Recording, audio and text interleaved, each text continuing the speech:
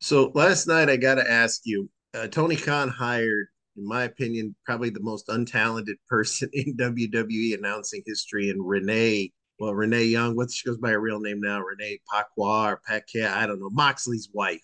Why, Yeah, just to do backstage segments. Why do you think he did that?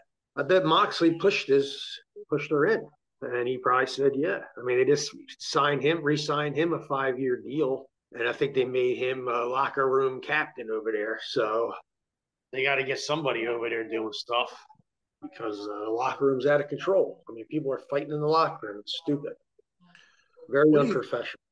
what do you think like in ECW, Joey Styles did the interviews. WWE when you go backstage, one, maybe two people do the interviews. That's how it's always been. WCW, Mean Gene did this. Well, over here you already had Shivani, and then you had what that Alex Marvez, that old guy. You had the one girl whose name I don't remember. You got Mark Henry doing the main event on Rampage, and now you got Renee. You got five people you're on contract with to simply hold a microphone. It could just be Shivani for all of them. It's too many people. They hire too many people. It's overpopulated. It's oversaturated, man, with talent over there. And like I said, there's shows that go by. They don't even use some of these.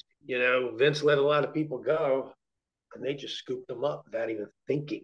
But like in the case of this Renee, and I hate to sound like I'm picking on her, but she was Stephanie McMahon's friend, Moxley's wife. Not a in my opinion, she was not a good backstage interview.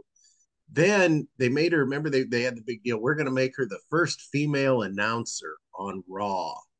And she did that for a little while, and everybody said how horrible she was. So they got her right out of there.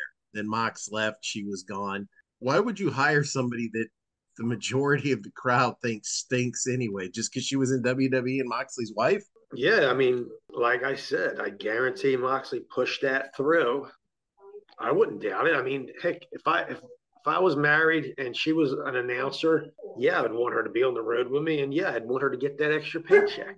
The only thing I think is kind of dumb was with their hiring is they're taking everybody. Like, if you were in WWE, I'll hire you. If you were here, I'll hire you. And to me, what I think is kind of dumb, maybe I'm wrong, but her claim to fame, she had a podcast, the Oral Sessions or some shit like that. She was allowed to interview WWE talent. They're not going to put their talent on there anymore with her working for AEW. So that's going to cost her some of her crowd, I think. Oh yeah, I mean, if they were letting her interview WWF guys, of course, unless she's just going to do AEW guys now. Yeah, I don't get it. It's almost like she kind of screwed herself with but now she's, I guess, like you said, she's with her husband, and I guess he can't do as many indie dates anymore. He dropped the GCW title back to Nick Gage over the weekend, which, good. He had that thing for way too long for defending it four times in the span of a year, but I don't know. I guess he's going to be a trainer backstage too. Uh, that's what I had heard, and I know he signed a 5-year extension. So maybe they told him, "All right, that's enough with the independents. You're AEW champion. You got to stay here now."